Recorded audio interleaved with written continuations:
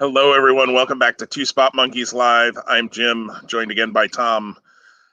This could be one of our most anticipated episodes, perhaps ever, Tom. And I say that only because one person has said they're looking forward to it, which is exactly one more person than has ever said they were looking forward to our show before. Oh man, that is But that is about the most unambitious start, but I I should say, though, understand. 2 weeks ago was our most listened to episode ever. So we are growing a little bit, slowly but surely. There are a few more people listening to us. So whoever you are, thank you for listening to us. And yes, our self-depreciating jokes aside, we do appreciate it. Tom, how you doing? Very good. Really, if for anyone's watching today, I decided to open the window in the back, let the light in, and it's like almost like ominous. So Yeah, you've got like a little glare right in front of you. yeah, yeah, It kind of looks like an American flag, but I can tell it's the blind reflection, I think, on the screen probably. But Tom is glowing this yeah, morning. and I got my Lij shirt, so Hey, like there you go. yeah, like I wanted to show that off, and we'll talk more about that as we chat G1 in a moment. We will. We will. So the biggest piece of today's episode will be our well, I don't know if it's the biggest piece, but the main event, the end of our episode, we'll do picks for Clash of Champions, which is coming up this weekend. Unlike a number of shows lately, they've actually got 9 matches announced before this show is going to happen. So we've got lots of chances to have some picks. Right now, Tom is whooping my tail, but we'll talk about that when we get to there. In the head-to-head. It's also not going well for us in our head-to-head fantasy football competition, where I am also getting smoked after one head-to-head meeting last week. We meet again this week in one of our leagues as well. So we'll see how that goes, Tom. But right now, you are just kicking my tail all over in all of our competitions, except G1. But we'll talk about that. So let's talk about G1 first. For those who are up to date on the G1, we are just going to discuss the first 2 shows, which were last Saturday and Sunday mornings here in the States, just to keep up with kind of where we're both at in watching. Not quite done with yesterday, so we'll just talk about those first 2 shows. The A Block show. I was just going to pull up the results for that show. Give me 1 second here while I say that. Um, but the A Block show on Saturday, and then the B Block show was, of course, Sunday morning. In the A Block, we had, oops, if I scroll right past it, that's helpful. In the A Block, we had Will Ospreay over Yujiro Takahashi. Taichi beat Jeff Cobb. Minoru Suzuki over Tomohiro Ishii. Jay White beat Shingo. And Kota Ibushi beat Kazuchika Okada on Saturday. Let's talk about Saturday first, maybe, and then maybe if we do it each day by day, does that make sense to you, Tom? Yeah, absolutely. So, what were your thoughts on that first day of the G1? I was really high on it. I almost used the word love there a minute ago, but I wanted to temper that. I actually might have loved it, but it was just the start, so I don't want to maybe get too hyperbolic with the use of the word love. I really enjoyed it though. I thought all 5 matches in the G1 delivered. Thought it was great to see people like Will Ospreay, Jeff Cobb, Jay White. Uh, and while I didn't necessarily like all the finishes because of my picks, that's a prop aside. It all was good. It all made sense. So really, really enjoyed the kickoff to the G1 very much. How about yourself? Yeah, I thought night 1 was excellent. I agree with you. The fear I had in it was, um, is it hard to top that bar? Um, and as we'll talk about night 2, I think it was a little bit, but I don't know that that's necessarily a bad thing. There's still a lot of matches coming up in this thing that I'm really looking forward to seeing. Um, so so yeah, I thought that first night was really great. I thought um, Osprey looked great. I thought Osprey claiming that he's the best wrestler in the world was a good, that's something now to watch throughout the tournament. Not only his performances but the results of those, and if somebody knocks him off, um, what does that mean to his claim of being the best in the world and that sort of thing. Um, Taichi gets a win, not a shock there. I thought Suzuki and Ishii probably had the match of the night. Those two just beat the tar out of each other, and that's what you expect from those two. You're not going to get, anytime either of those guys is in a match, you're not going to get a Thatch as catch Ken, as Timothy Thatcher would call it, kind of match. They're going to beat each other up, and they did that, and they had really good. I thought Ibushi and Okada were also very good. Maybe not quite, to Wrestle Kingdom level, but that's okay. Not every match can be, match of the year quality. Doesn't mean it's not a really good match. I thought night one was good for me. I went 4-1 on my picks on that night. Nothing really shocked me. Even Ibushi winning, which was the one that I missed. I don't have any problem with that. It didn't make me go, wow. I kind of went, oh, okay, all right, that's what we're going to do here to start off. We're going to put Okada behind the 8 ball before he even gets going. So that's an interesting way to start his tournament for him. Night 2, we'll pop to that real quick.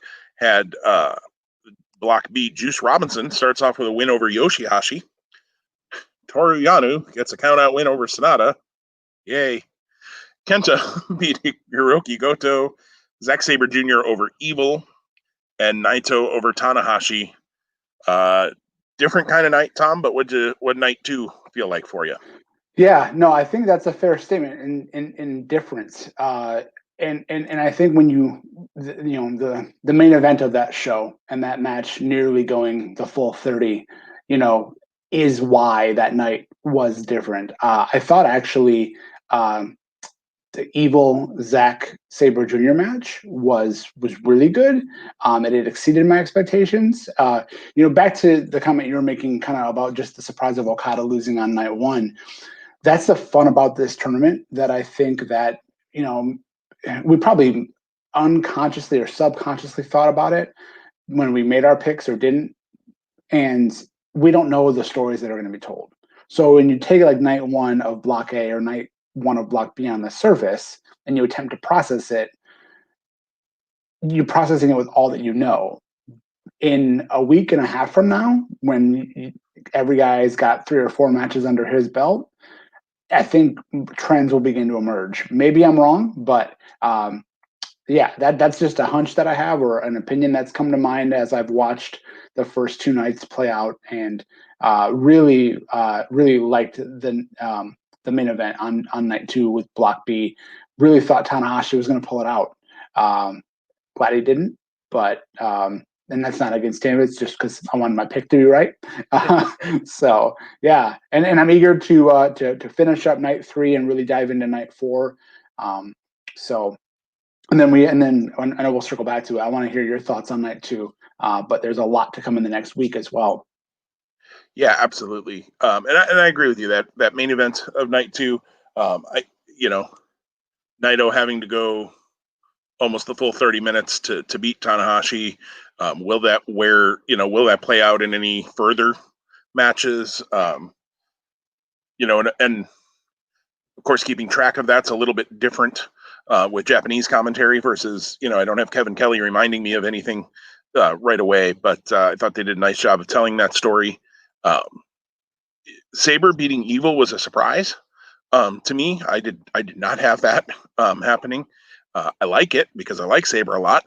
I don't like it because I have Evil winning that block, but he can still win the block. Losing one match, again, most people don't run the table. So hopefully he still does well, because there's money riding on that. So, and on that note, like we talked about before we decided to record today, how ironic would it be if Sonata loses how he did to Yano, and then ends up winning the block in the end. And right. You didn't take a pinfall loss. You took a count out to boot. Now again, I'm projecting and I'm hopeful because that's my pick there in Block B. But how interesting again of the story would that be? Perhaps if that is how it unfolds. And I accept that finish. I kind of you had to think that at some point that was something similar to that, if not that, was going to happen. So if we get it out of the way on night one and then don't have to deal with it the rest of the way, like, I think people shouldn't be up in arms. Yeah, and you're right. Yano always beats at least one, maybe two people in the tournament that he shouldn't, quote unquote. And Sonata would certainly fit that bill. I think most everyone, if you just look at it from station on the card, you're going to pick Sonata to win that match. However, Yano did. And I think I'd have to look back. I think one of our people in our pick'ems picked Yano, which would be Annette, who steamrolled to 9 out of 10 right over those first two nights in our pick'ems. So kudos to her for that. So after just, because we did the pick'ems, after the first two nights, I had 12 points and Tom had 10 points. So I'd gone 6-4. Tom had gone 5-5 over those first two nights. So we don't have any sort of bet outside of the money that's involved in that pick'em pool going on that head-to-head. But it's just nice to have even a 2-point lead on you on something that we're competing in right now, because I'm losing everywhere else. So I just wanted to put that out in the universe that, hey, I'm winning. I'll accept that. So yeah, that's right. Yeah. So obviously we have night 2 block A, which was on the 23rd. Night 2 block B, which was on the 24th, which is also the day we're recording. We're both not exactly in the same spot with those shows, so obviously we will by the next time we record. Plus, in addition to that, there's 4 additional nights, so two nights for each block. And again, knowing the timing of our lives and what we have going on aside from our fun wrestling watching time, to be able to think that we would watch all of that by the time we record next week, probably unlikely. Actually, very unlikely for me at least. And again, I don't want to speak for your time, but I have to imagine you're not getting up at 4 a.m. to watch. We talked about that before. Yeah, no. Little jokingly. But yeah, it'll be fun to reconnect on this. And again, we've got a good another 3-4 weeks with this to play out. So that'll be fun to have that be a regular point of conversation. Yeah, absolutely. And I agree with you. Yeah, me getting all 6 of those nights, I guess it would be, in before we record again next week, probably not going to happen. But get as many as we can in. We'll update everybody and keep talking about the stories that develop along the way. Enjoying the G1, 2 nights in already a lot. I'm excited to see where they go with it and what happens. I do have to say the one thing I will say is Jay White, after night 1, and since I have seen Wednesday night, and this won't spoil anything for you, Tom, I love his character work right now. He is such a great heel, in kind of that old school way of just making you want to see him get his tail kicked, but yet he's so good at what he does too. I'm just really enjoying the evolution of Jay White and the strides he's made as a heel. I think he's great. So I'm looking forward to it. Of course, you and I both have Jay White winning this whole thing. So I'm looking forward to how his story plays out moving forward as well. And just have really enjoyed his kind of maniacal side almost, it seems like, that's coming out in the now in his return. So interesting to see where they go. Yeah, yes, for sure. And there's never been anything more egotistical that one has said. Calling the tournament the J1 tournament, is a great way to position yourself as incredibly arrogant and cocky and brash. Again, on the flip side of that, he can back it up. Right, and that's what I love about it. Is it's not, he's not the chicken stuff heel. He's cocky and arrogant. Yeah, Ghetto interferes for him occasionally and those kinds of things. But again, that's what a heel does. That's getting heat. That's, and it almost makes you more mad with him because you look at him and go, he's good enough. He doesn't need that stuff. But yet it happens. So on a side, love what Jay White's doing. We've got another tournament going on as well. The Pure Title Tournament still happening. And we saw this week, this past weekend on the show. I'm going to put the bracket up there again. Yep, pull the banner out. I always forget to do that. We saw Dave Finley versus Rocky Romero.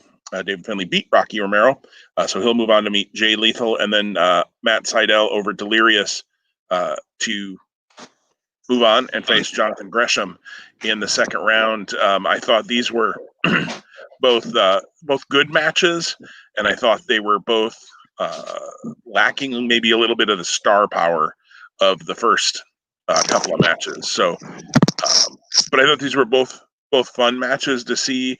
Again, I love the video packages they do, introducing the characters, whether you're familiar with them or not. I thought the Delirious video package especially was very good because it kind of showed a little bit more of a serious side maybe of Delirious. And even in the match, he wasn't quite as delirious as he usually is, I guess, for lack of a better way to put that. Tom, I assume you've seen this show and seen these matches. In fact, I know you have because I've seen you comment on them. What'd you think of week 2 of the Pure Tournament? Yeah, I was wrong on both my picks. So, that's one more area where you've taken all the things that don't matter. I win at, yes. put yourself ahead of the curve on. So I picked Romero and Delirious. Retrospectively, when I watched the show and I saw how the outcome happened, I was like, yeah, why did I do that? Anyway, I really was a fan of the David Finlay Rocky Romero match. Actually felt like that probably would have been better suited as the main event from a quality perspective. I understand why Delirious and Seidel did end the show because of their story and their ROH history. Yeah, I mean, I like the way this sets up for round 2 without a doubt. Like Lethal Finlay definitely will be quality, and I'm remembering too, as I'm watching this and processing this tournament in real time, the fact that the time limits grow for the rounds as they move on is actually a better thing. Like the 15-minute time limit, not a bad thing by any means, but when you have that, and again, I've said this last week when we talked, that clock at the bottom, something about that just still, I would prefer not to see that. I would prefer to have it be, have a clock running, but like give me snippets of it instead of the entire time. I think for me that I don't want to say impairs my enjoyment, but it does something. It does something mentally for me when I'm watching these matches, knowing that that's out there. And I'm not sure why. I can't really put a finger on it. Like I'm totally in favor of the rope break kind of things. Kind of like when a team uses a timeout on a football broadcast and it kind of goes away. Those are cool. But sorry, I went off on a tangent there when you asked me how I thought the matches were. And I apologize, but I couldn't help but fall back into that in that pattern because of how it lands with me. And then and Gresham and Seidel in round 2. I don't know. It's Matt. I don't want to get off on another tangent, but Matt Seidel is a guy where, man, his career trajectory seemed to be like on a super upward trend for such a long time. And then when he left WWE, it's been really sporadic at best. And it's just unfortunate. And I know that there's some health issues, and if I'm not mistaken, like the bone or the foot injury he talked about, like came from like a motorcycle accident that really had him on the shelf for a while. I hope I'm not making that up. I hope that actually is a real thing. But yeah, just, the potential of what maybe could have been more than what is.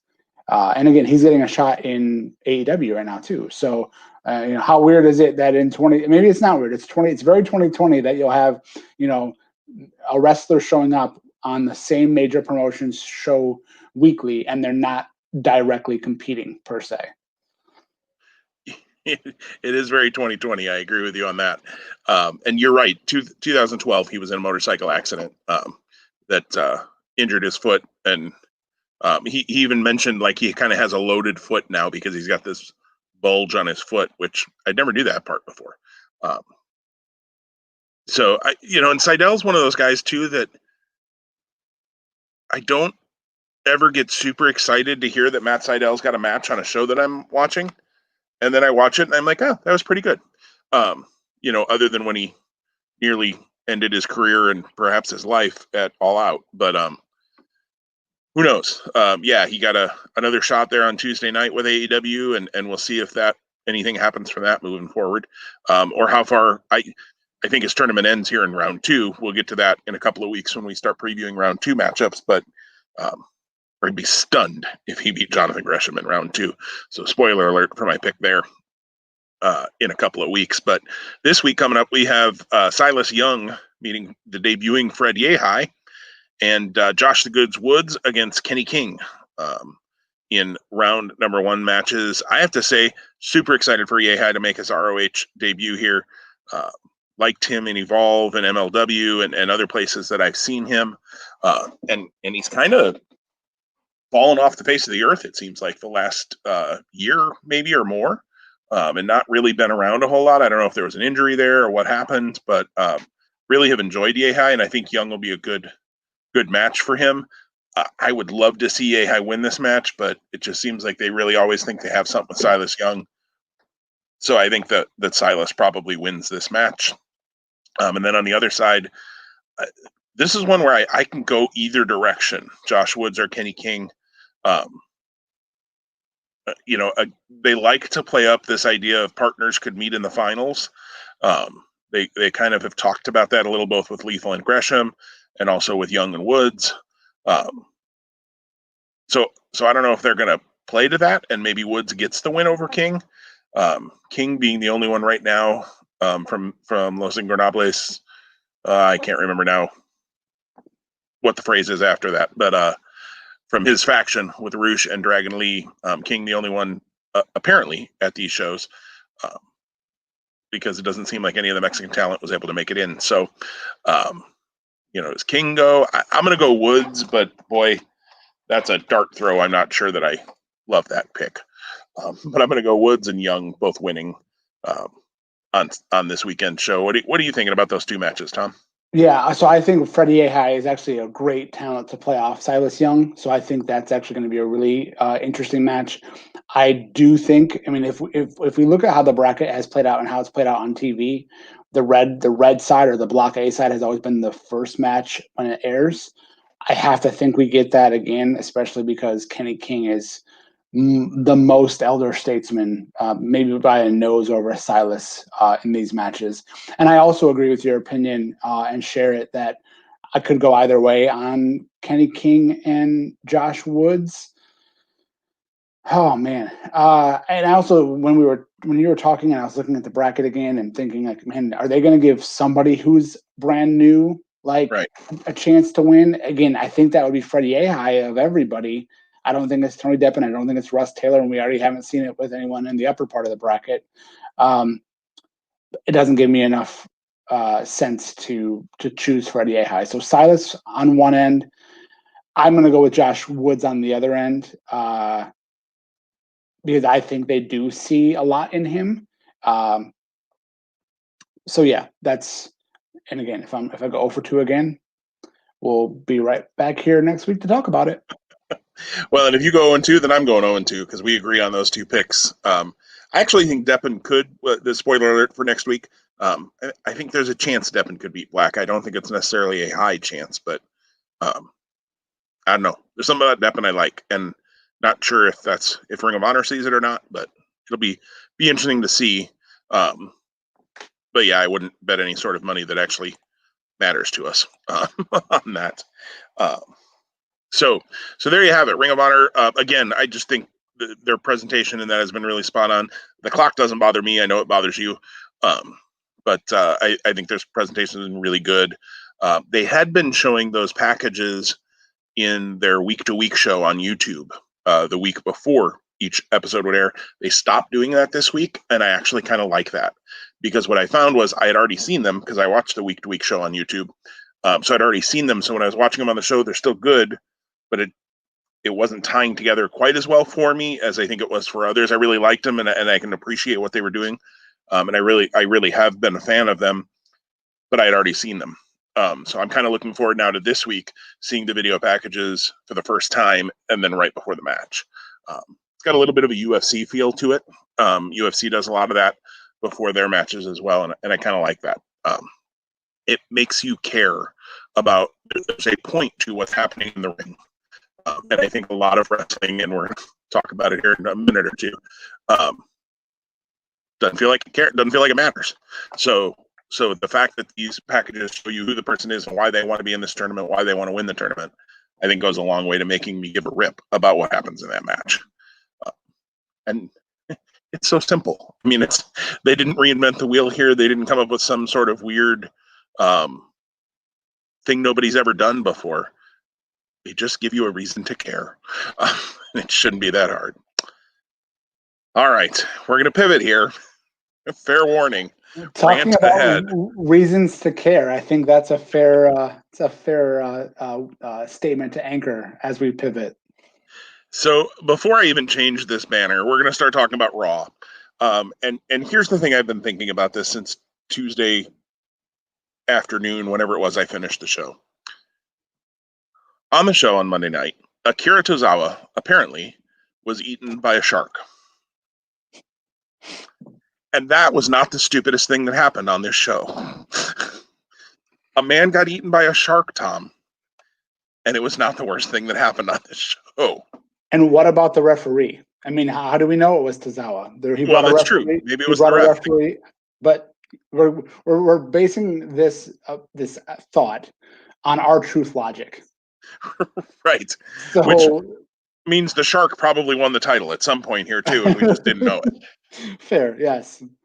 Which I almost half expected to see him take a fall to the shark or a crab or, a conch shell or something.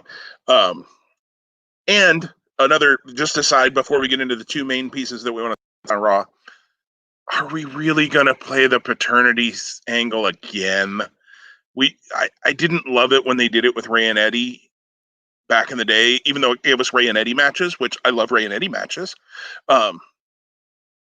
Really? Now we're going to play as Aaliyah, his child, and Aaliyah's apparently going to get into some sort of a love interest with Murphy, which always goes well, for the people involved. I mean, it definitely will help elevate Murphy, who should be. Good Lord. So, yeah. And in response to that, and I think it's a fair statement to apply to many things on the show, it was hard to follow. And who in the name of holy, like when they were writing this show, the whole show, we're going to talk about a couple of specific points here in a minute, who looked at what they were putting out there and went, yeah, that's it. That's what we ought to do right there. I mean, I can only believe it's Vince, because he has the final say in what goes out. We all know that. Bruce Pritchard obviously is very involved. I haven't listened to this week, this week hasn't come out yet. Something to Wrestle. I'm very behind on Something to Wrestles for the most part. And they don't talk about current stuff, which is obviously smart for Bruce Pritchard's employment. But I gotta hope that this week, I don't even know what their topic is, that they're going to release tomorrow on Something to Wrestle. Conrad Thompson has to give him a what the was that, and then Bruce can ignore him and they can move on to whatever retro topic they want to talk about. But holy stuff, that was one of the worst 3 hours of Raw I've seen in a long time. And I actually thought they'd, other than some of the complaints we've had around Retribution and things like that, like it hadn't been terrible lately.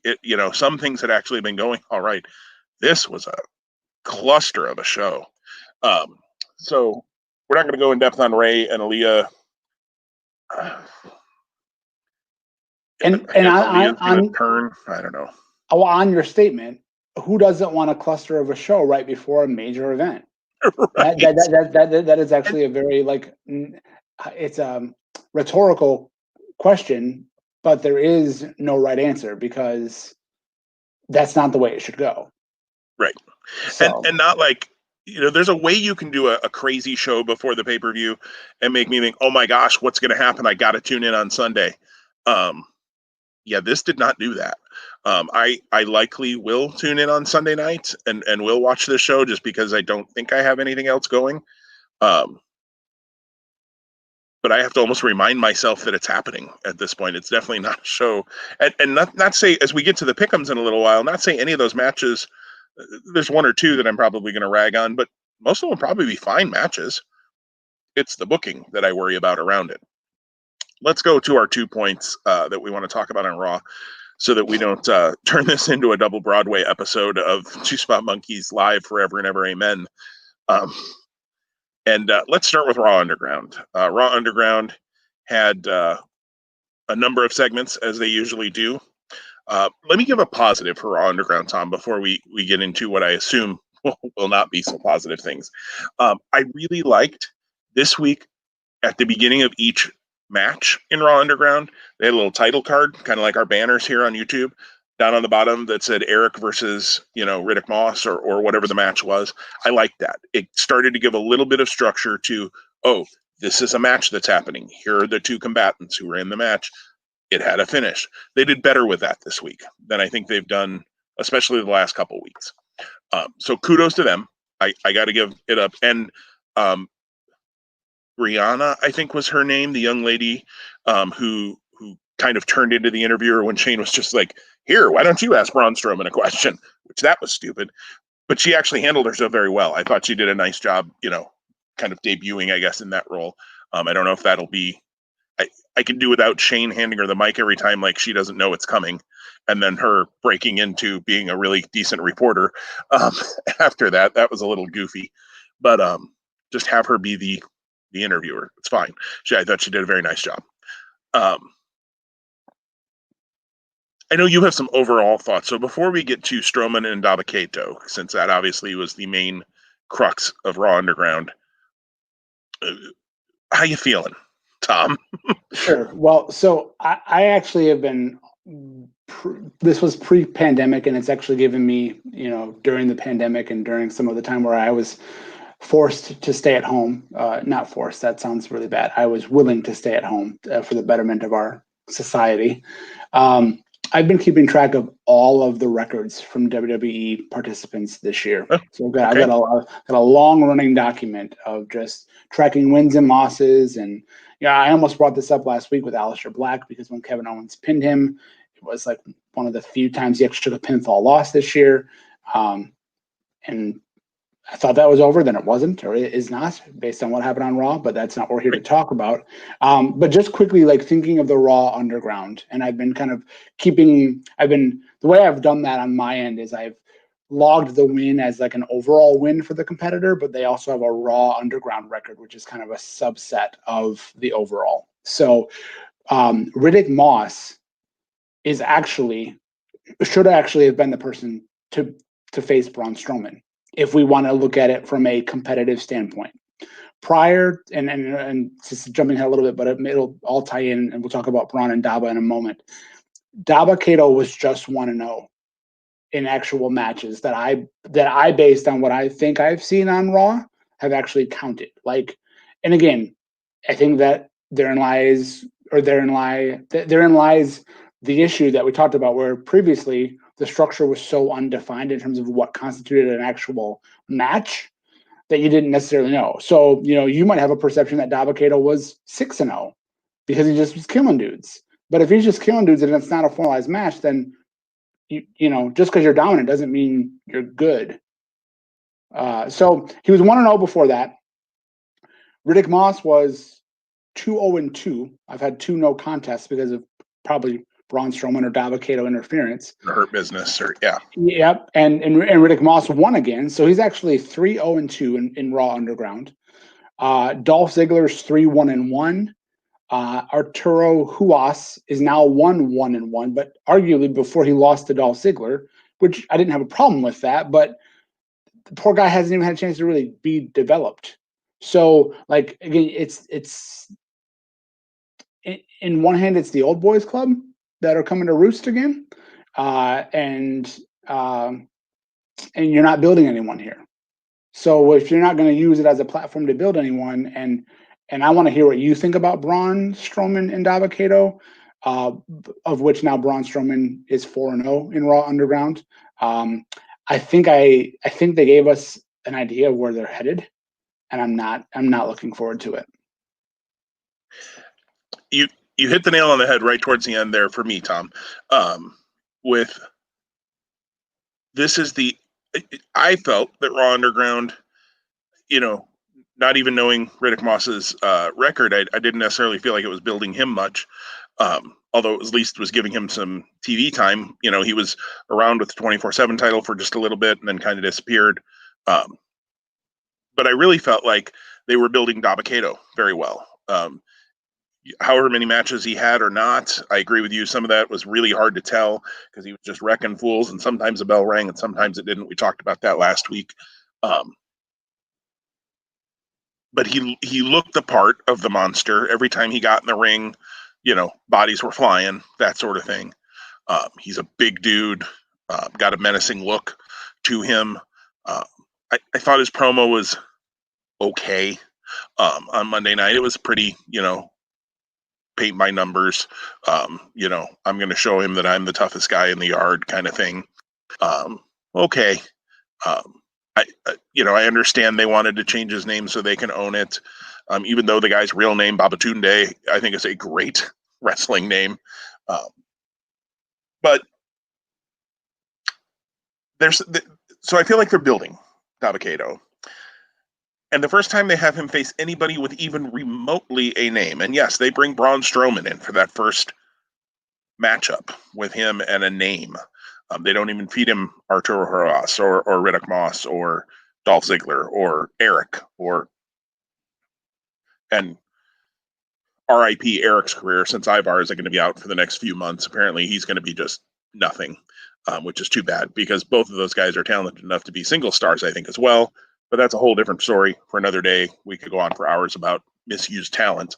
But Eric appears like he's headed down that road because God knows when a tag team gets hurt. Well, apparently the only time they figured out that they can do anything with the other guy is with Big E this time around with Kofi's injury. But another story, different day. So you're building up Dabba-Kato, and then you have him get knocked out in a minute or two against Braun Strowman. And you don't even really give him, I mean, you give him a little bit of offense, but like you couldn't even like have him rock Strowman and really have Strowman and then Strowman catches him quick or kicks him low and ends up, you know, coming down with elbows then. So at least there's some like, oh, Strowman cheated, you know, Kato's really tougher, but you know, Strowman had to cheat to get the win or something. You just have him knock him out. Strowman's toughest dude in the room. Why? What did we accomplish? Well, we're rebuilding Braun Strowman because we had him lose the Universal title and then lose to Roman Reigns. Why? Why at the expense of a new talent who is big? And Vince tends to like his big guys. I know sometimes, you know, there are other guys that he'll push, but Vince does tend to like his big guys. We all know that. It's shocking that he's doing so poorly with Keith Lee on Raw, but that's a whole, again, another story for another day. You know, you've got a big guy.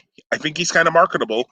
I don't know what Dabba-Kato can do in the ring outside of Raw Underground because he hasn't been in any matches since he was in the Greatest Royal Rumble a couple of years back in Saudi Arabia. I'm not going to count that. I've seen a little bit of his Evolve stuff. You know, I think he's got something there. But one loss doesn't kill a guy, but it wasn't the right time to give him that loss. It was just stupid booking. And if they're going to go to Braun Strowman is the baddest man on the planet kind of thing, and I don't know if that's where you felt like it's kind of leading that you said you didn't like. We know what we have with Braun Strowman. You know, Braun Strowman is a guy who's going to spend his time mostly in the upper mid card and occasionally dabble in the main event because he's a big guy. He's kind of the Big Show of this genre or this time frame, I should say, not genre. He's kind of the Big Show. You know, he's gonna win a couple of titles here and there. He's probably not going to headline a WrestleMania. I mean, you know, he did have that tag team title win at WrestleMania a couple years ago with a kid out of the 18th row.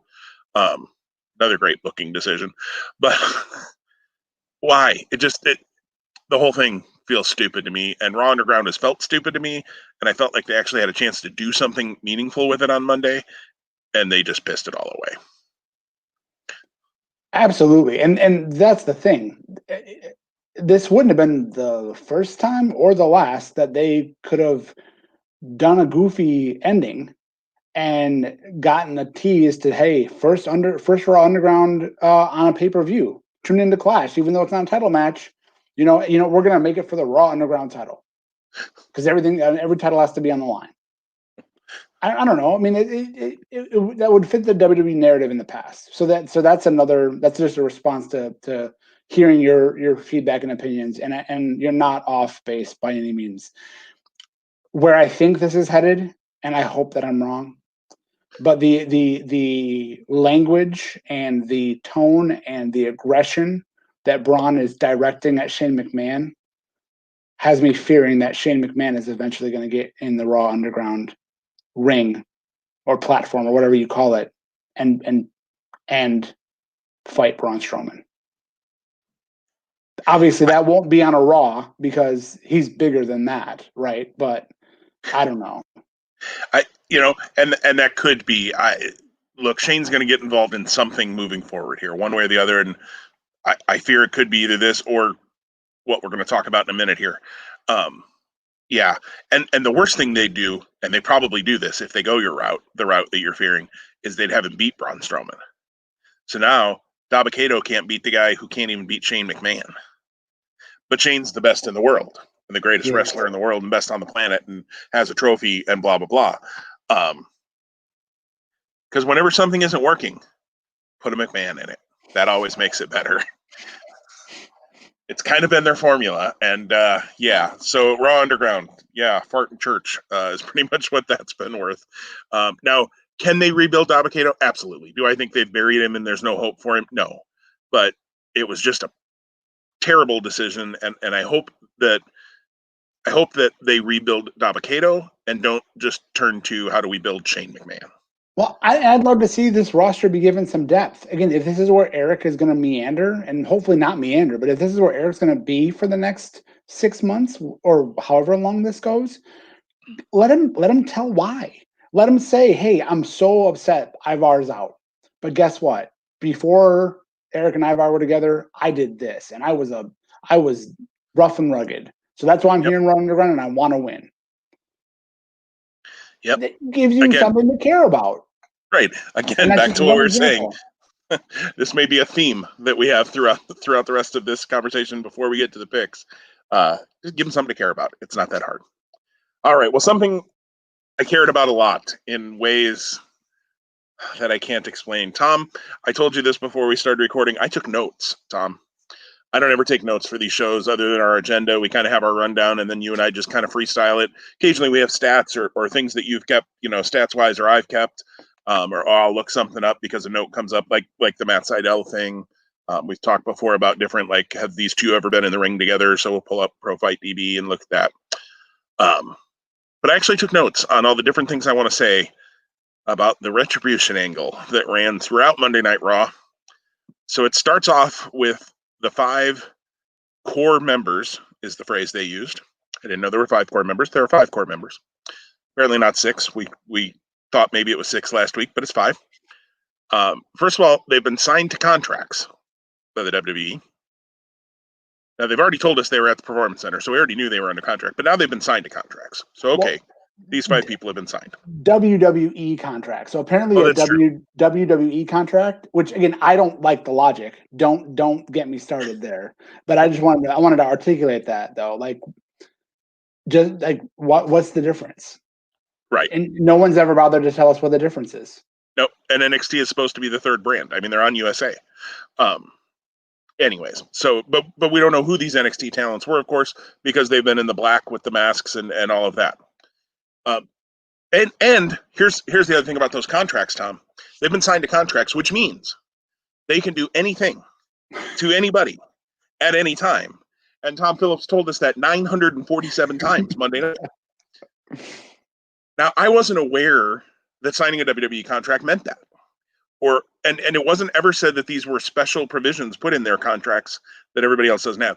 Now, I guess in some ways it makes some sense because, let's be honest, the things that happen on a wrestling show, let's not even say WWE, a wrestling show that happen outside of the purview of a wrestling match in the ring, most of which would be considered assault or battery or even attempted murder in the real world. And, they're able to do those things. And sometimes there's fines and suspensions. Every company is terrible about how they kind of go on with that and make it mean something. Other than I heard a point yesterday, Wade Keller, I think, made it on his podcast. that Ring of Honor, for instance, in their Pure Title Tournament has a rule that if somebody interferes in one of the Pure Title matches, they're fired from Ring of Honor. So right there, they've just laid out the rules. Now, hopefully they don't do something.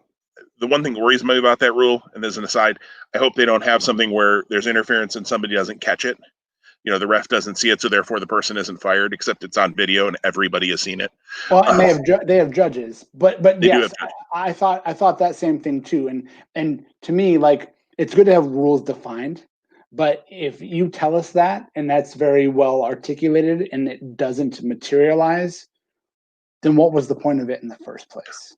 Right, and I'm interested to see where that goes with Ring of Honor. Yeah. I feel like they made that rule. There's going to be a reason they made that rule. Otherwise, I agree, it's a kind of a strange rule. But in the WWE, no, you can do anything you want to anybody at any time. So we see these 5 people come out who we've seen before. Can I before you jump? Yes. I just want to make, and if I'm going to steal your thunder, I apologize. I know we didn't share notes. I just want to make a comment about the apparent action that led to them getting these contracts. It was the previous week's episode's ending when they disrupted a high-profile main event and were left laying. That is what gets you a contract these days? Yep. Like they were like, look, we just can't handle this anymore. Now, granted, Adam Pearce had already employed as being a loose term, the Hurt Business as being the muscle. So we didn't even get to see that materialize, really, like in terms of like protecting the Thunderdome. No, we went off the air inconclusive, and the first thing we get when they come back on the next Monday is they're under contract? What? Yep. And don't even get me started on the fact the Hurt Business are heels for the first 2/3 of a show, and then they're the babyface defenders of WWE because they're being paid. I mean, so they tried to play that up at least. I did like MVP's thing about when last week when Pierce said thanks for volunteering your services, and MVP laughed at him and said we'll send you the bill. I thought that was good and heelish, in it. But they're heels. Why are the heels defending WWE? And then if we're supposed to hate Retribution, then we're supposed to cheer for the Hurt Business, who we were booing an hour and a half before because they were beating up Apollo Crews and Ricochet. Like,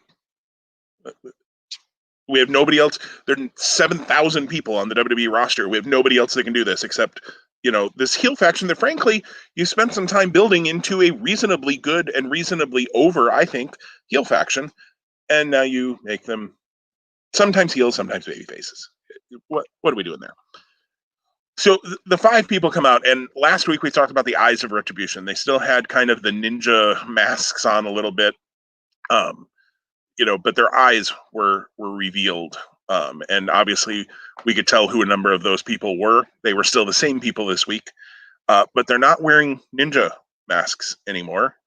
Apparently, Bane and the cast of Mad Max have come to WWE and joined Retribution and the Raw roster, which makes absolutely no sense whatsoever to me. The look of these 5 people is insane.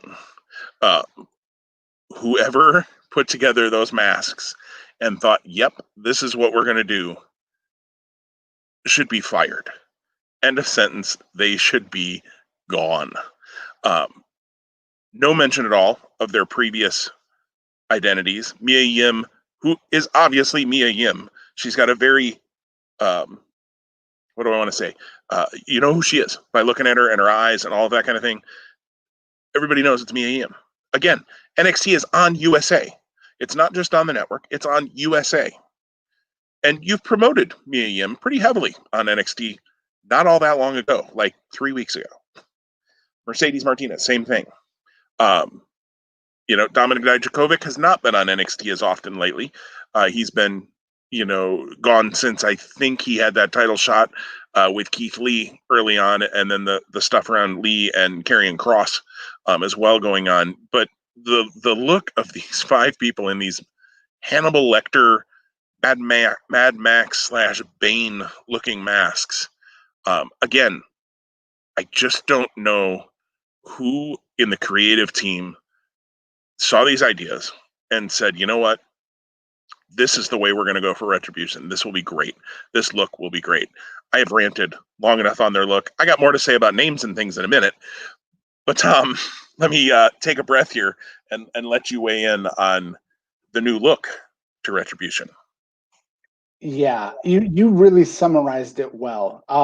Bane was really landing with me when I saw the individual who we won't name yet, and Casey Jones from the Ninja Turtles happens to be part of the group too. I hadn't made that connection yet, but you are 100% right, my friend. All he needs is a couple of hockey sticks, and we'll be good to go there. Which again would fit with their MO because they like to have chainsaws and pipes and whatever else. And woo, we won the Stanley Cup.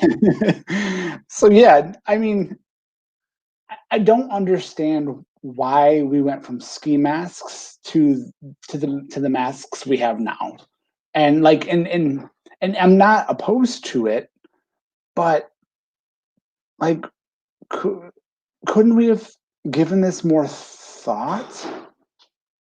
I guess that's where I get stuck. Like I just feel like more thought.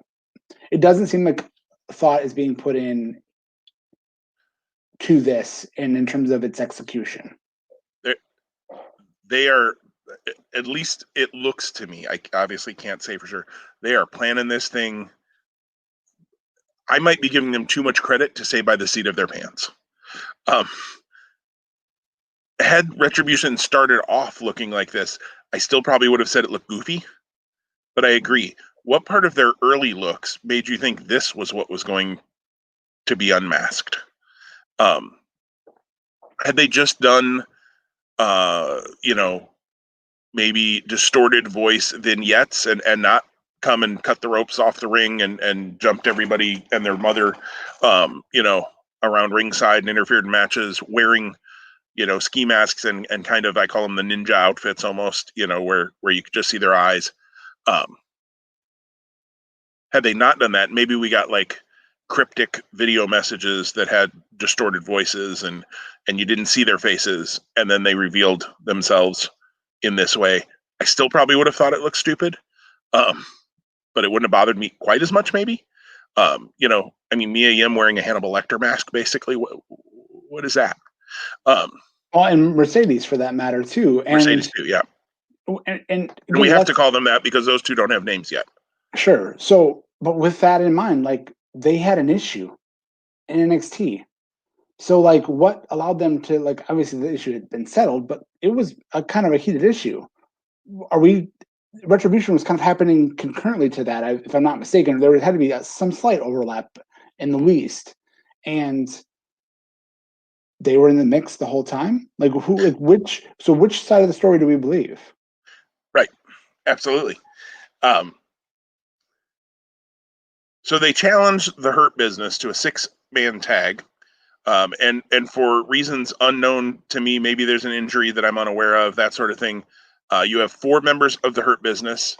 They had a one-on-one match between Cedric and Apollo Crews earlier on Raw, so I thought, oh, okay, MVP Bobby Lashley and Shelton Benjamin are going to be the 3 men who take on Retribution in the 6-man tag. But nope, it's Cedric doing double duty for whatever reason. I don't know if MVP's got an injury. I'm actually okay with MVP being more of the mouthpiece and not the in-ring guy for the Hurt Business. I'm not a big MVP fan anymore in the ring. I think his time has kind of come and gone in the ring, but just weird that, again, you have Cedric Alexander in particular as a complete heel in his match with Apollo Crews, and now they're the going to stick up for WWE guys in the main event. And as they come out for the main event, as Retribution blackens the arena and their logo goes all over the screens, which is kind of an interesting entrance, quote unquote. They can do some creative stuff with that right now because of the Thunderdome. We are told by Tom Phillips that the 3 men's name are T-Bar, Mace, and Slapjack.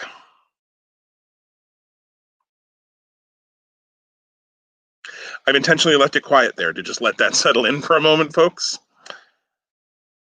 Demolition called and wants their rejected names from 1987 back. T-Bar, which Dijakovic, T-Bar, has tweeted out that it means, I don't know, terrorize, annihilate, beat up, and retribution or something. I don't remember. He had words for them all. Still a dumb name. Sorry. He's trying to make chicken salad out of chicken stuff. I get it. I give him credit for that. Shane Thorne, now Slapjack, tweeted out that Shane Thorne had never main evented Raw, but Slapjack did on night one. Again, he's trying to make chicken salad. I'm good with it. I really feel for these 5 talents because Dijakovic, Thorne, Mia Yim, and Mercedes, I think, are all very talented people. Dio Madden, I haven't seen a lot of in the ring. I mean, really any of in the ring other than kind of got involved in the Raw Underground without being named in week 1 or 2. So I don't know anything about Madden in the ring. He had a little bit of charisma when he was on the announce team. You know, I hope he does well. But I can't speak to him in the ring. The other 4 I've seen plenty of in the ring, and they're all good. They are killing these 5 people. They are. Now, maybe not using their real names gives some hope that if this whole thing blows up, and it sure seems like it's got a torpedo headed for it somewhere, they can come back as Dominic Dijakovic and Mia Yim and Mercedes Martinez and you know, Dio Madden and Shane Thorne down the road. Maybe, unless somebody pulls off their goofy looking mask and we realize, oh my God, that's Dominic Dijakovic, with red face paint on his eyeballs, or whatever in the world that look was. Shaved his head. That was interesting. But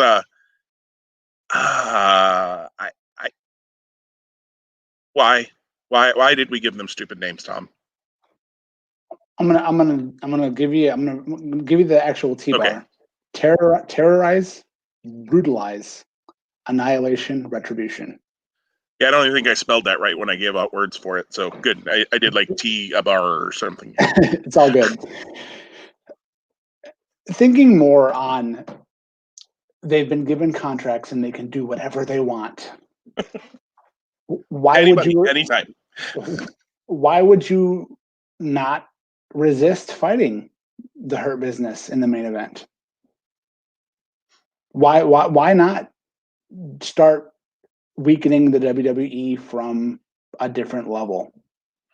If they want to undo and tear down and destroy and brutalize and annihilate all of those things, I mean, there is something to be said to go for the head, but do we even know that the head is the Hurt Business? Only by the last 2 weeks of backstage stuff that would give us that sense. So that didn't land well with me. I also didn't appreciate the ending of the match because I was going to get there. Yep. It ended on outside interference from a punch on the apron. Yep. And Tom Phillips said, well, yeah, there's the DQ. Illegal man made contact with the legal man. Has he watched 100 years of pro wrestling? Thank you. That's where it was off for me, because it's not as if we hadn't seen this happen before and that rule not been enforced. But now we are, or that moment we were. Had he had some sort of object in his hand, fine. Like, you know, hit him with a pipe or hit him with a slapjack. And I don't mean pick up Shane Thorne and throw him at him. But, you know, slapjack. That's a stupid name. But is Jeff Jarrett on the creative team? He is. Yeah, he is. Slappy's there. Yep. Okay. I don't know. It seems to me, and there are rumors out there that they're building to some sort of major, probably stipulation elimination Survivor Series match. Now, I'm curious, will it be intergender or will they add more Retribution members? You know, will we have T-Bar, Mace, Slapjack, and 2 minions to be named later? And I don't even want to try to come up with stupid names for them. I'm terrified as to what they're going to call me and Mercedes. I can't even. I don't know. But it seems like they're building some sort of major, you know, kind of like the Nexus Survivor Series match a number of way back when. And what do? You just have Drew McIntyre, Keith Lee, and the Hurt Business beat them, and then it's over. And then you send them back to NXT probably to release them down the road, and half of them will end up in AEW. I mean, this is bad. And to that end, where was Keith Lee on Monday? Yeah. Everybody hit the ring after the DQ. And once again, Drew McIntyre has rallied the troops, including the heels, and it's a full Pure 6 brawl. Conspicuous, perhaps, by his absence, is the limitless Keith Lee. Doesn't he have an issue? You'd think. Yeah. You'd think. I mean, that was how we ended Raw a week ago. And Keith Lee should be pissed at Randy Orton, too, because he screwed him out of a chance earlier in the night as well. But Keith's apparently eating a sandwich back in catering or something, or sitting in a hot tub. I don't know. Yeah. So many things just didn't make sense about Raw on Monday night. Part of me is looking forward to this show on Sunday because at least half of the matches shouldn't have any of that stupidity because they're from SmackDown. And I think SmackDown, frankly, has been pretty darn good lately. So that's a good thing. Although who knows? Retribution hasn't shown up at like almost all of the pay-per-views. So maybe they have Sunday off now. Maybe written into their contracts is they can do anything to anybody at any time except for Sundays because they get to go home and watch football. What's the Sunday night game? Maybe they'd rather be watching that. I don't know. This is just, it's a mess. And we spent an hour of our time now on all sorts of other things and haven't made a single pick yet for Sunday. Anything else you want to say about Retribution, Tom? I feel like maybe we've beaten that horse. Probably not as much as it deserves, but as much as we possibly can. Yeah, I know. I think it's fair. And you know what? It's been a roller coaster and not one that I've necessarily enjoyed. And I know that the ride isn't over yet. Right. It's something, folks. Well, let's turn to something that hopefully will feel a little more positive. I don't know. Clash of the Champions is coming up on Sunday. 9 matches are set for this show, as I mentioned earlier, which is great. Tom and I, of course, make picks for every pay-per-view. We took a couple of pay-per-views off while dealing with cards that hadn't been announced much in advance was part of the problem, but also my own situation with my brother. So we've missed a couple of shows, but we're finally back to it here. In fact, the last show we picked, Tom, well, I thought I had it up here, has been a little while. Let me get the sheet up so that I can tell you right. I had G1 Climax scoring up instead of our pick'ems. SummerSlam actually was the last show that we did pick'ems for. So after SummerSlam, the standings currently are Tom has a record of 16-4. Very impressive, Tom. And I have a not quite as impressive 12-8 record. So 4-match lead for Tom. Right now, the way that things look is that we will have this show as well. Obviously, we'll have picks next week for TakeOver 31, assuming they get that card fleshed out. Neither of us have seen NXT from last night. I think we both had a few things spoiled, but not necessarily that the card has been fleshed out in any way. So hopefully we'll be able to make picks for TakeOver next week. That's our intent. There is a Hell in a Cell pay-per-view at the end of October as well. And then we'll have AEW's Full Gear in November. I assume their Survivor Series, obviously, will take. I didn't have that in the list. That's interesting. Survivor Series, let's put that in the list. There is a TakeOver scheduled not for Survivor Series weekend, but the beginning of December, and then TLC. Now, there may be, I had heard rumblings of a late October NXT UK TakeOver. Maybe we'll do picks around that. We'll see. Tom, did you happen to catch the UK reboot last week, the restart? I didn't. I had intent to, and then with all of the other things that I'm prioritizing watching, that did not even move up at all on the list. It's a fun show if you get a chance, but I know with G1 especially right now, that's a lot.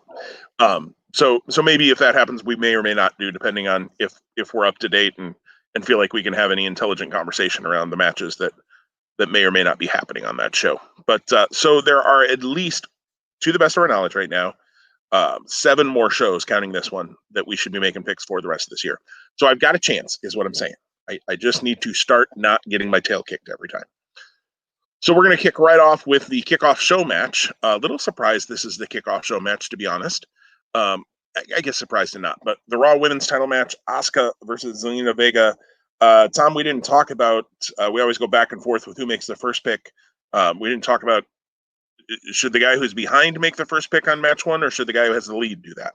I think the guy who's behind should make the first pick. The first pick on the first match. So that would be, as previously noted, definitely me. So Asuka defends versus Zelina Vega here. First of all, I need to say I like Zelina Vega in the ring. I think she's very good in the ring. I think it's been kind of a crime that she hasn't done more in the ring for WWE. So I am thrilled to see her starting to get some opportunities, and I hope this is the start of a full-time run for her in the ring. I've liked her as a manager. I think she's been great with Andrade and Angel Garza. I don't understand why you have to break them apart for her to do this.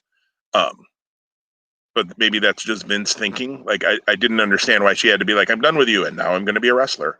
Why couldn't she just say, hey, I'm also going to focus on my in-ring career? At least they didn't rename her Mace. I don't know. But I like Zelina a lot here. You could certainly strap the rocket to Zelina if you put the belt on her in her first title shot, I think ever in WWE. But I don't think there's any chance of that happening. And the fact that it's on the kickoff show makes me even more sure of that, since it seems like on the kickoff show you usually get the babyface winning. That just seems to be WWE's kind of MO. And I see that here. I think Asuka has bigger challenges lying ahead with Shayna Baszler and perhaps Nia Jax. And you never know when Charlotte Flair might be back and where she's going to end up. So I just think there's a lot more for her than Zelina right now. I do hope down the road we see a Raw title run from Zelina Vega, but I don't think that's the time here. And I think Asuka wins this match. But I hope Vega looks good in losing. Yeah, my pick is Asuka as well. I don't see the Raw title coming off of her until we have an established challenger get developed. And who knows when or how that materializes. Who knows? Maybe it's one of the unnamed females in Retribution. And I too agree with you that that the Zelina Vega has a really high ceiling that she's not yet even come close to. So I'm excited to see this. I'm not excited about the Sunday night game. I forget which game it is. I think it's Saints Packers, but I could be misassigning that game. Either way, like I'm definitely going to be giving my time to this show just in an attempt to be more current with the WWE product. I typically almost always watch it on DVR or on demand. So since that Sunday night game probably won't have any impact on my fantasy teams, and it's two teams that in week 3 I'm not scratching at the bit to watch. I'll be hopefully tuning in as early as the pre-show. The Lions do play late on Sunday, and surprisingly, I still am on that bandwagon. But it's the wheels are flat and it's bumping down the road. So the Lions may play late, but they should be well behind by 5 o'clock, 6 o'clock your time. So it'll be okay. You nailed it. That's it. Yeah, so we'll see. The Bears play early, but they play the Falcons. So my Bears 2-0. Just saying, I'm going to take that while I can because I don't know that it's going to last. We'll move on, though, not a football podcast, to the U.S. title match. Bobby Lashley defends against Apollo Crews in what feels like their 937th match between these two for this title. Tom, you are up first to make the pick on this U.S. title match. Yeah, so this is one of those matches of a few on this card that make me go, isn't the roster deeper than what we're seeing? And I don't mean that to be as a slight to people who are being featured. I just don't know why. So assuming this match actually happens, and with the Retribution launch and with the Hurt Business's involvement, I could see it perhaps changing. I hope it doesn't. I hope we get a straight match. I see Lashley retaining. Actually, kind of, if you look back on some of our previous episodes, I kind of was projecting that this was the path we were going to eventually be on, or the destination we were going to end up on. I don't think we end up on it to have Retribution costing the title, but maybe I'm wrong. My pick is Lashley. And if he loses the title, because of Retribution, I'll kick myself. I'm with you. There are a lot of people not on this show, and we'll probably talk about that a little bit more in detail later. I'm kind of working on a list here while you and I are talking, but there are a lot of people not on this show, and I agree. You could have built somebody else up here. I know the Apollo crews. Cedric just turned on Apollo and Ricochet a couple of weeks ago, so them and the Hurt Business, still have a thing going. Seems like Apollo and Ricochet need a friend. Could Mustafa Ali be that friend? He has been in the past. Maybe you need at least one because you're at least 3-on-2, if not 4-on-2. He disappeared. I don't even. He was on main event against Humberto Carrillo last week. I saw online. I haven't seen the match.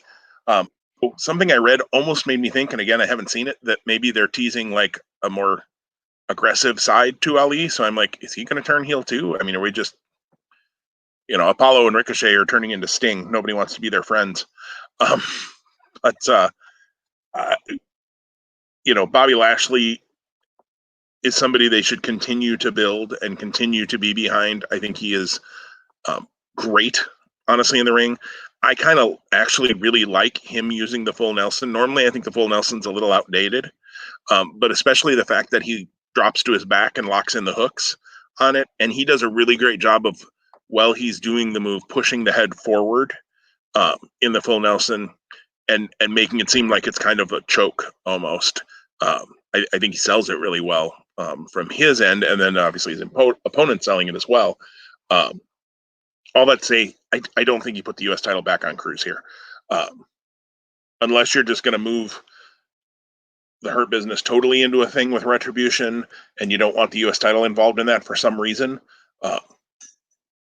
I don't see that. I would be more likely to think Lashley would end up losing the U.S. title down the road here in the next few weeks to Slapjack or Mace or T-Bar, to be perfectly honest, as much as I hate those names. If you're going to try to build those guys, if you're still going to try to salvage that thing, I could see something like that happening, and them talking about how they ruined the United States title or something. But Lashley is my pick. So we're 2 for 2, same picks on those. Number 3 is a match with a little bit of an interesting story going on right now. Is the SmackDown Tag Team titles. Cesaro and Shinsuke Nakamura are the tag champs. I love this team.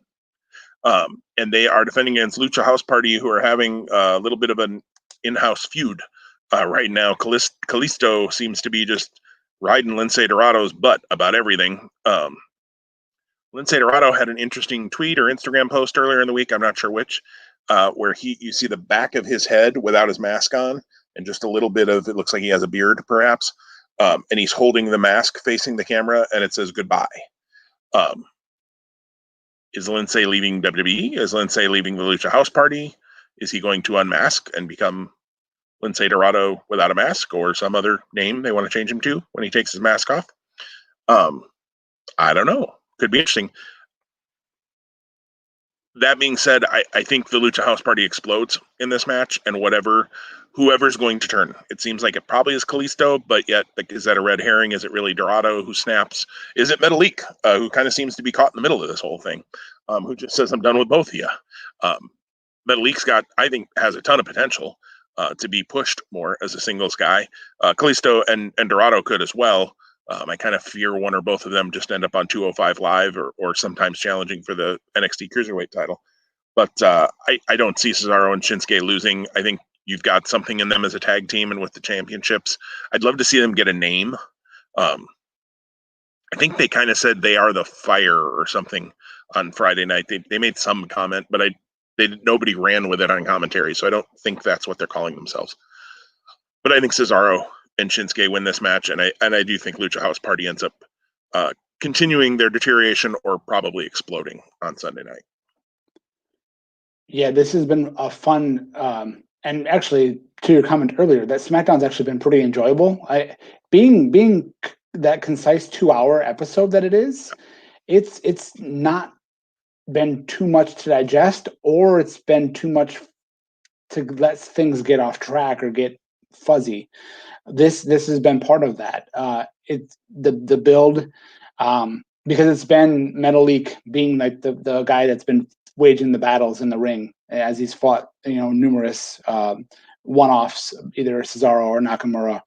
I also see the implosion happening probably Sunday. Maybe we wait a week and it happens the following week on SmackDown. I think Lince Dorado isn't the guy that snaps. I think it's Kalisto. I think he's come back and been more aggressive. So whether that's a red herring or not, I don't know. I could be okay with Dorado sunsetting. Not that he's not enjoyable or quality, but for me, Metalik and Kalisto are the top two guys that I would want to see. And if they were to have a feud, again, knowing it's WWE and knowing where talents like that often slot after a thing like this, I can't imagine it would be something that would happen incredibly long. So Cesaro and Nakamura are my pick as well to retain the titles. I hope that we get a new tag team on SmackDown soon, because and the one team that I think that probably could be making an impact, that I don't know why they're not, but it could be political, it could be backstage stuff, would be Forgotten Sons. They wouldn't necessarily fit in with Cesaro and Nakamura right now, because it'd be two bad guy teams. But the Miz and Morrison, Heavy Machinery, Lucha House Party, Nakamura and Cesaro, just give me a little bit more depth. And we'll talk about that too when we get to Raw. Yeah, absolutely. And I agree. It'll be interesting to see if the Forgotten Sons do come back. I think definitely Riker's tweet, political tweet at kind of the wrong time, killed off their push.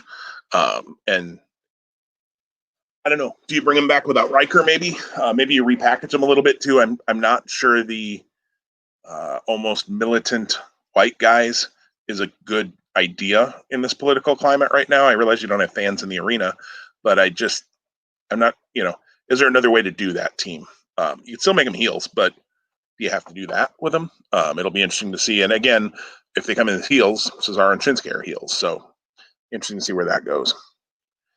Tom, what do you think about the women's tag title match? Shayna Baszler and Nia Jax,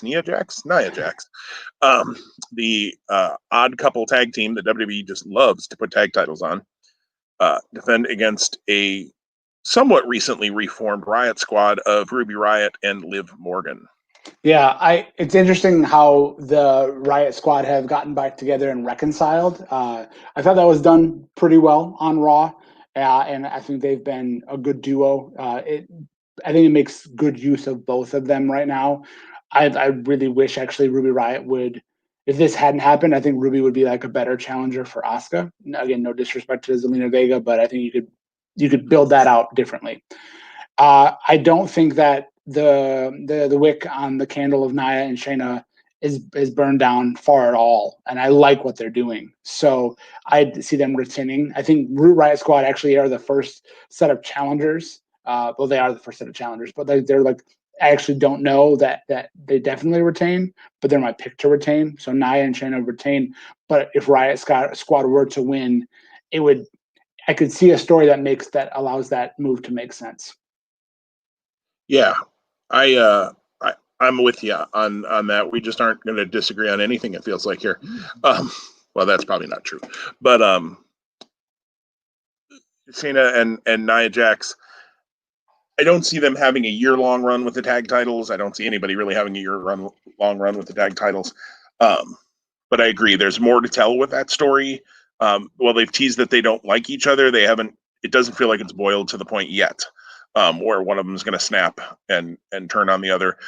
To me, it's either going to be Shayna snaps down the road here somewhere, or Nia just walks off and leaves Shayna, which then, allows Shayna to snap on her later. I like the Riot Squad. I agree with you. I think perhaps they could end up being the ones to take the tag titles off these two down the road when that does happen. I don't think it's here. I think Liv Morgan has come a long way in the ring in the last couple of years, in the last year even.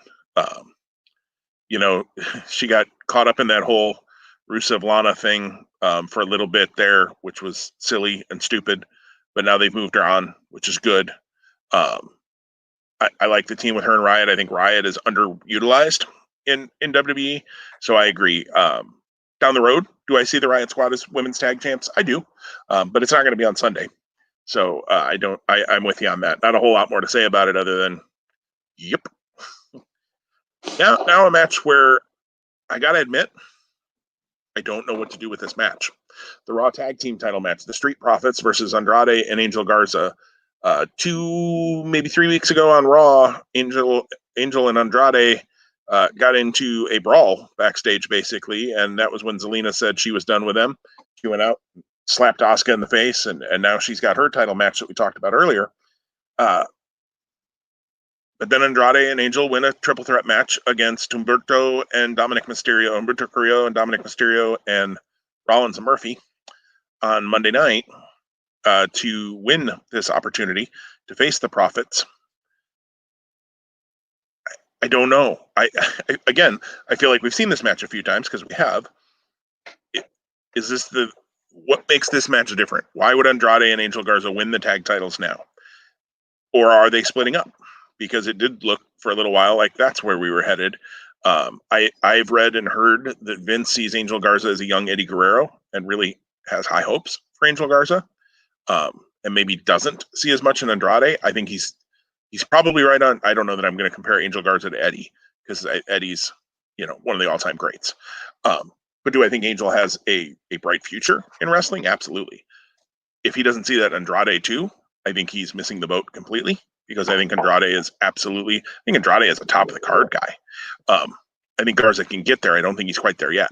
But I think Andrade could be in the mix, and it's criminal if they don't think that. And if they're not going to give him any shot, then I hope when his contract comes up, he gets a chance to go somewhere that does, whether that's AEW, Impact, back to Mexico, whatever it might be.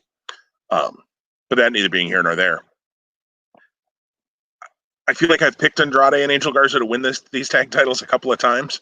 And I've always been wrong. So I'm going to do the other thing now, and now they're going to win the titles. And I'm going to go with the Street Profits. And I think Andrade and Angel continue their problems, and maybe they explode now too. Maybe we just have a lot of teams breaking up on Sunday. I don't know. Maybe that's part of the reshuffling of things. There is a draft apparently happening in October, so this might be the right time to break a tag team anyways. And you split one of them off to SmackDown. But I'm going to go with the Street Profits in this one. Yeah, this is definitely the match where I do not need to see it again. And I assume you're saying that nothing against the 4 men in the match because they're all good. Yeah, I just don't have a reason to care. And again, tag team depth, if you had given me 3 other teams or the 2 other teams outside of this group, like again, with their issue going back to a few weeks ago, why were they in that match? Why did they even have a chance to compete for a tag team title shot when you were brawling backstage? Like, how bad is the tag team depth on Raw when the 3 teams that are apparently the top contenders, because that's who should be in a match to get a tag title shot, are 2 guys who had a brawl backstage a week or 2 ago, Humberto Carrillo and Dominic Mysterio, who I don't believe have ever teamed, and Seth Rollins and Murphy, who Seth Rollins smacked in the head with a frickin' cage the week before. Well, actually, they both hit each other with a cage, one accidentally, one on purpose. So Seth beats the tar out of Murphy. They're in the tag title consideration, triple threat. Carrillo and Mysterio have never tagged. They're in contention, and these 2 had a brawl. Right. Give me Cedric and Shelton. And Shelton's part of World's Greatest Tag Team, or was part of World's Greatest Tag Team with Charlie Haas and part of Team Angle. So like if you bothered to like talk about your history and tout the athletic accomplishments of your talents, that is actually worthwhile. Like if you saw those 2 in this spot, I actually would be interested in seeing that match. I would think because of the way the Hurt Business has been built, they have a chance to become champs. And if the Street Profits were to overcome them, even better. That adds to their tag team lineage. But we're not there. So, yeah, I'm glad you brought up the draft because I do think that, again, when we think about the other tag team match and the potential split of Lucha House Party but the potential split that could be on the doorstep here for Andrade and Garza, and I share the opinion. I love Andrade. Granted, he needs a mouthpiece, which is why he was with Zelina for so long, but in the ring Again, he's not scratched the surface really on Raw outside of the Rey Mysterio matches that he was having earlier in the year, but his NXT run was unbelievable, and he had a history before he came to WWE. Yeah, I see your point of view that this could be the one where we finally go, yeah, well, they won the belts, and the seventh time was the charm. But I can't subscribe to that yet, even though that would be very WWE playing out for that to happen. So Profits are my pick too. I'm looking for a way. I think there's gonna be one or two here where we do disagree, but we're chalk so far. I can see one for sure where we have a chance, because I don't think it's going to be the next match we're about to talk about. I could be wrong. Maybe you're going to do something I just don't expect here, Tom. But the SmackDown Women's title match, Bayley versus Nikki Cross, is the next match up. This is all about two stories to me that don't combine at all, except that it happens in the same match. And that's Bayley and Sasha, obviously. Bayley attacking Sasha a couple weeks ago on SmackDown, and then again on SmackDown in the Performance Center when Sasha had her neck in a brace and she gets attacked again. You and I have both been on point that we love that match, or love that story. So I think Sasha may show up here. And then Nikki and Alexa's infatuation with the Fiend, and all of a sudden, hitting Sister Abigail's. So I don't have a whole lot to say on this one, other than Nikki's not winning this title. Bayley's winning the title. This was my pick first, but I'm glad you stole it. I jumped ahead of you. It's all good. It was your pick. No, it's fine. And we don't disagree. I have Bayley winning as well. I hope that we don't get Sasha showing up. And I would be very much in favor of Alexa being involved with Nikki here. And I think that's a match that I'm eventually waiting to see happen. The spell that when the Fiend's name is said puts Alexa Bliss under has been one of the more fun things to watch play out. So there we are. We don't disagree again. Bayley's my pick as well.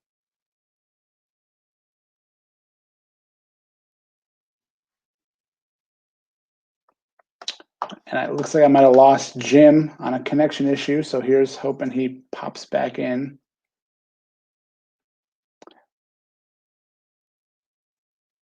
I am back. Nice. Good. I didn't see the chat, so I apologize. But we didn't. You're fine. Sorry. We only had about 2 seconds of dead air, thanks to me. Had a quick phone call show up there that I just needed to take. Nothing bad. So yeah, just had to answer it real quick. So let's see. Yes. So I jumped in front of you. I heard your pick. We're both going Bayley. Yes. How do you want me to correct this now? Do you want to go first on the next one, or just me go first and we get back on track? So you go first next, then I go first, then you go first. Because that last match is the main event. So right. Yeah, you go first now, then I'll go. Then yeah. Then okay. Yep. All right. So apologies on that. I got a little excited apparently about Bayley and Nikki Cross match. You were thrilled about the two concurrent storylines that really have nothing to do with the competitors directly in the match. Right. Nothing between the two of them, but they got things going on. All right. So we'll go to the Intercontinental title ladder match. Jeff Hardy versus AJ Styles versus Sami Zayn. Sami Zayn, of course, claiming that he is the rightful champion because he did never lose the title. That is true. And then AJ, obviously being the former champ, Hardy being the current champ. No reason this can't be the match of the night. That's for sure. Wrong with all three of these guys being in a ladder match together. They're going to do some crazy stuff. I have no doubt. This will be enjoyable to watch. And I can make a valid argument for two directions. I don't see AJ Styles winning this match. I just don't think, he's part of the story. I don't think he's the story here. I'm going back and forth between Jeff Hardy and Sami Zayn. Because I think Hardy overcoming Styles and Zayn and saying, no, I am truly the undisputed Intercontinental Champion is a good way to go. And yet Sami Zayn as just the obnoxious heel. Look, I told you I was the champion. I told you. And he wins is another way you could go. I'm going to base my pick solely off of how petty I think Vince McMahon is. I don't think he's going to put the belt on Sami Zayn. I think he's going to show that Sami Zayn wasn't that good to begin with by making sure he doesn't, put the belt on him. Maybe he'll still run around and say he was the champ because maybe something happens and it's more AJ that loses than Sami, even though in a ladder match there's really not that.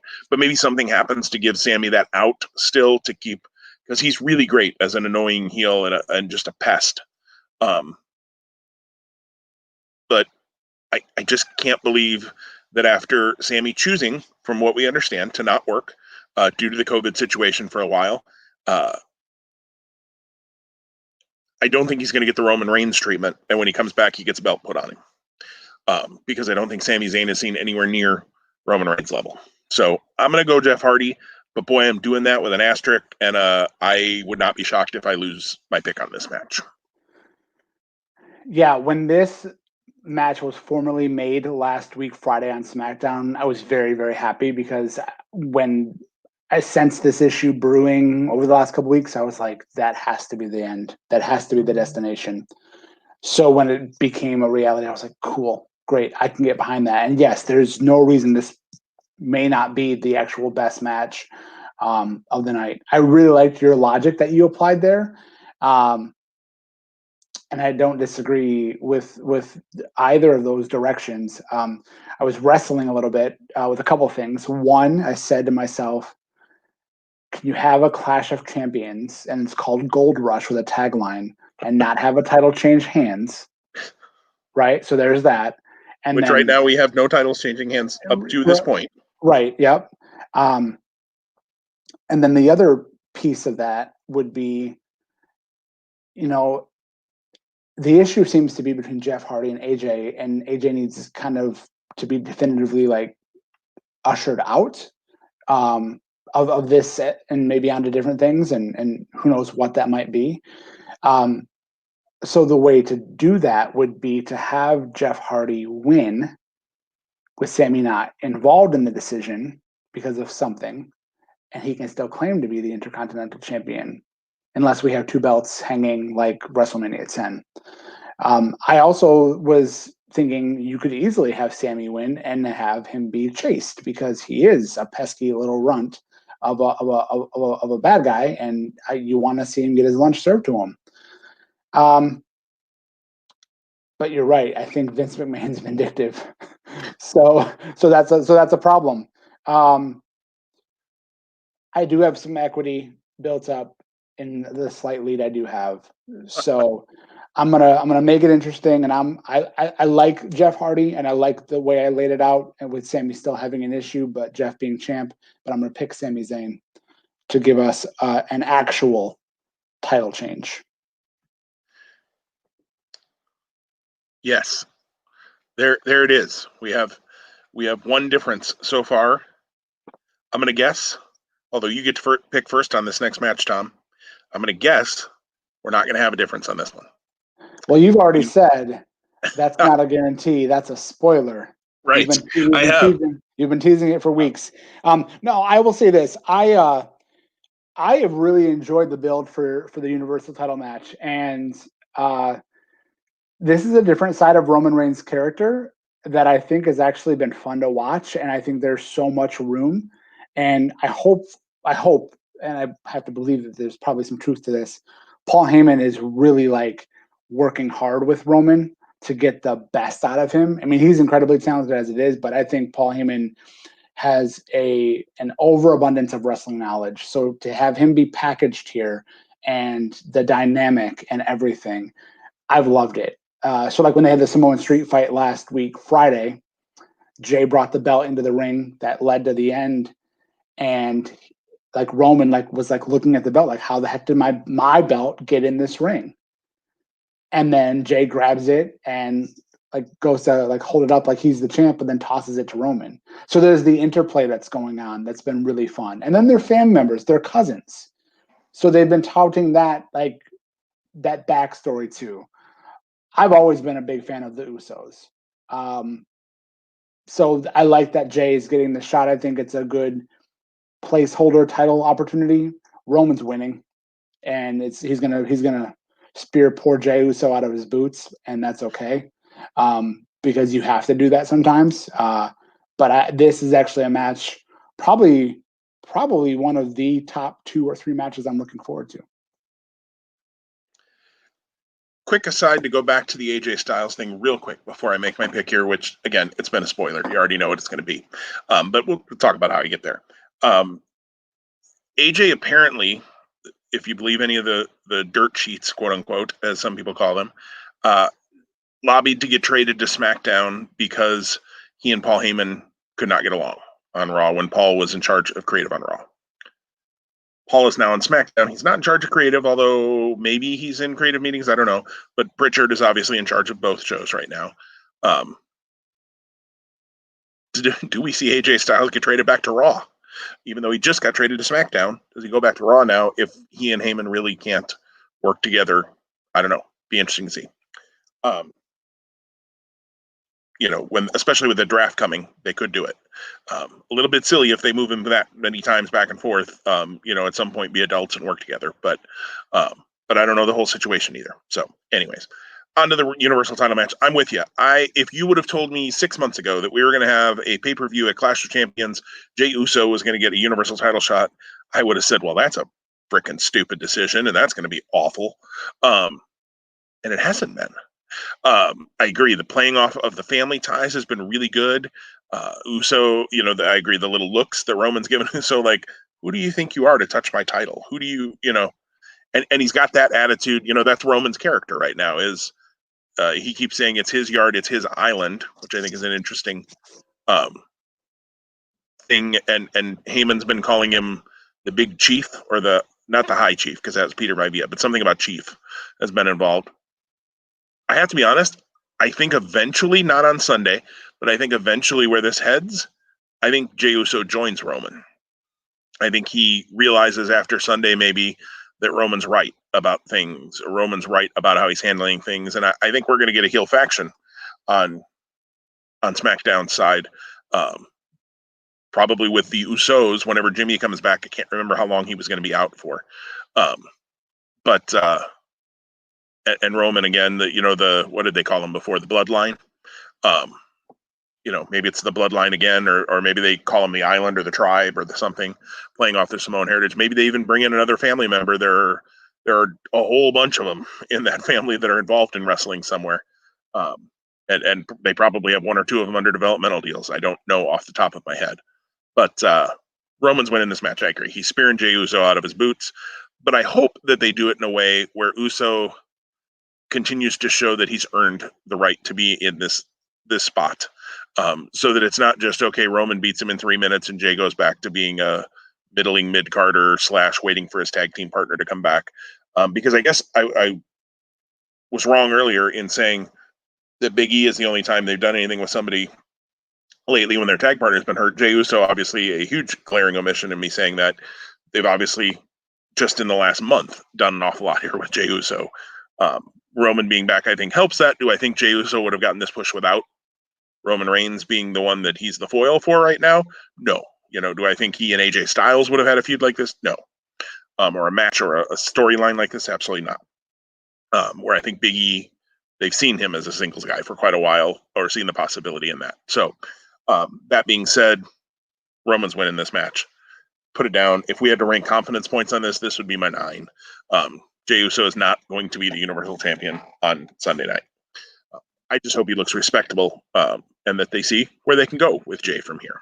So, and before you make your next pick, I just want you to know I just wrote down my pick for this final match, before you've made yours. So mine's locked in. Okay. So I want you to know I've already made my mind up. Okay. Well, I haven't made my mind up yet, so we're going to see what happens and comes out of my mouth in a minute here. Yeah. I just wanted out of full transparency and just in the sake of fun gamesmanship, I wanted you to know, like, I've been contemplating and listening there, and then also just continue to think. I go, okay, I'm gonna put this one in ink. So there you go.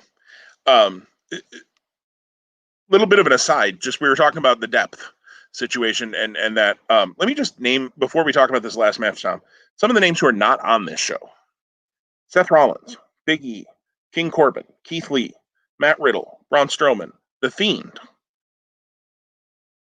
Aleister Black, Kevin Owens, the Mysterios. I mean, there's a whole other pay-per-view you can put together with people who aren't on this show. It's kind of crazy when you think about it. Yet we get all of these repeat, not all of these, but a number of repeat matches, including this one here.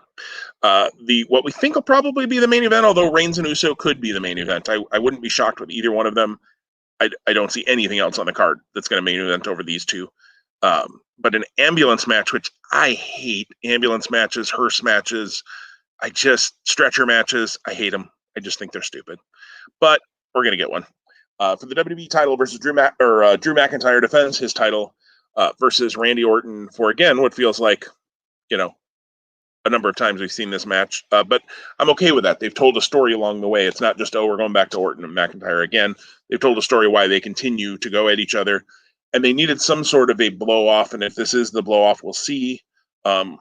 Especially if there is some sort of a big Retribution versus WWE match at Survivor Series. Is this the blow-off, or is there a Hell in a Cell, perhaps? McIntyre and Orton, to me, has been a feud that would be worthy of going into Hell in a Cell next month. And I like when that happens, and when we don't just go, oh, well, that's the title match this month, so it's October. Let's put him in the cell.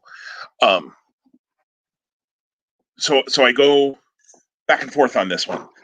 Because to me, if Drew McIntyre wins this match, there's no point in a Hell in a Cell match next month between these two. There's just no point. Because McIntyre would have won now a couple of times against Orton.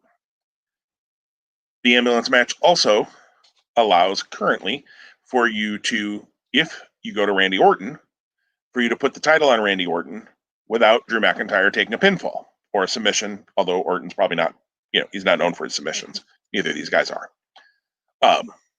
So that being said, I can go either direction on this. Thinking that McIntyre will probably be the leader of Team WWE at Survivor Series in 2 months, and I realize I'm trying to plan things now for picks based on what I think might happen 2 months from now, which means I'm putting immensely more thought into it than Vince McMahon is. So why do I do that to myself? Because nobody else who's actually making these decisions is doing this. That being said, I have gone back and forth on this match, and I'm still, right now, going back and forth on this match. I don't have a title changing on this show until now, and I guess I'm going to do it. It makes more sense to set up the Hell in a Cell if Randy Orton, through hook or crook, throws Drew McIntyre in the ambulance and wins the WWE title on Sunday night. There it is. All right. My pick also is Randy Orton. So I thought you were for sure we're going to go for Drew, but I also, your logic makes sense. And for me, this is why I make the pick. McIntyre can lose without taking a pinfall. Not that that's always a big thing, but it is a big thing, right? WWE doesn't spend a whole lot of time, making that a deal. But this is kind of one of those kind of out the back door ways to lose a title without actually you're a loser, right? You were held down for 3 seconds. I also think, and you didn't mention it a whole lot outside of like the potential future for what may happen, but what type of involvement might we get from Retribution? Is Drew McIntyre now public enemy number 1 for them based on what happened at the end of Raw on Monday? And then if so, how does Randy Orton fit in? Does he just get to be the bearer of the fruit of their labor, and just skate out of there pick the bones, or what? I don't see Randy Orton as part of Retribution by any means, but yeah, and I do think that it builds too. So Orton winning is a logical move. Retribution contributing to that is a logical move. Hell in a Cell in October, keeping Retribution out for Drew to say, I never lost, I'm winning my title back, is a logical move. Again, you and I, as much as we've talked about for the last 100 minutes, we're applying a lot of logic here for people who have demonstrated that, at least from our purview, aren't doing the same. So there you go. Absolutely. Well, I do believe that this goes down as our longest Two Spot Monkeys Live since the reboot here 18 episodes ago. 17? 18? We're on 18. Yeah, that's right.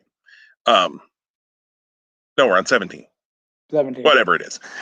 whatever number this episode is, it's in the little header on the title of it, guys. So go there and figure that out, I guess. But I don't think we've gone an hour 45 on any of these before. We've gone over an hour and a half a couple of times, I think. Maybe we've gone this long. But we had a lot to talk about today. So just to recap, without going over all the picks, we have one pick that we differ on over 9 matches, and that's the Intercontinental title match. You have Sami Zayn, I have Jeff Hardy, which means AJ Styles, your new Intercontinental champion. There you go. Which will do neither of us any good and leave us right where we are. 4 matches in the lead for you. So we'll see. Do I climb back and get within 3, or does Tom take the lead and come up with a 5-match lead again, or does AJ Styles win and just leave us right where we're at with nothing changing other than the numbers? Tom, anything else after this 105-minute epic soiree that we've been on here? Yeah, we could go. We didn't touch on a lot of things, and I'm sure we'll circle back to them next week. So, out of the interest of our listeners' time and our time, I'll say I'm good for now, but I'm excited for this weekend to see what happens next, and also 3 big things as takeaways from what we get at Clash of the Champions. Absolutely, and keep your ears open, folks. You never know. One of these nights after pay-per-view, we might just do a live 3 big things at silly o'clock at night for Tom, and an hour less than silly o'clock for me. I'll be honest, I'm a little worried this pay-per-view is going to run long with 9 matches. I guess 8 matches on the actual pay-per-view itself. We've gotten kind of good, nice, tight 3-hour shows, and I'm a little worried they're not going to do that with this many matches, although maybe 1 or 2 of these go really short. I could see a couple of these matches ending pretty quickly, too, or Retribution ending maybe the U.S. title match, and they just beat down Apollo Crews and Bobby Lashley or something, since the Hurt Business was in their business. So we shall see. We will be back next week, though, to talk about, those 3 big things. Hopefully we'll be able to do a preview. Hopefully there's enough of a takeover card. I did see on Twitter yesterday before NXT aired, so it's nothing I'm spoiling from the show. Damian Priest versus Johnny Gargano was added to TakeOver, so we'll talk about that, and then also, of course, Finn Balor's title defense against whoever wins the gauntlet. And we'll see what what other fun we can find. Of course, a G1 update, a Pure Title update, and probably more shaking our head about Retribution, or maybe they'll pull the nose up on this thing next week. We can only hope. Everybody, thank you, though, for listening. Thanks for hanging in there with us for almost 2 hours today. We hope that we have brought you enjoyment in whatever it is you're doing. And stay safe as the weather gets a little colder and we head into flu season. Get a flu shot, wear a mask, all those things. Let's get through this and just be good to each other, folks. That's all we can really ask of you guys. Just be good to each other. That's what we got to do, right, Tom? That's right. All right. We'll see you all next week. Have a great night, or great whatever it is. Talk to you later. Bye-bye. Bye.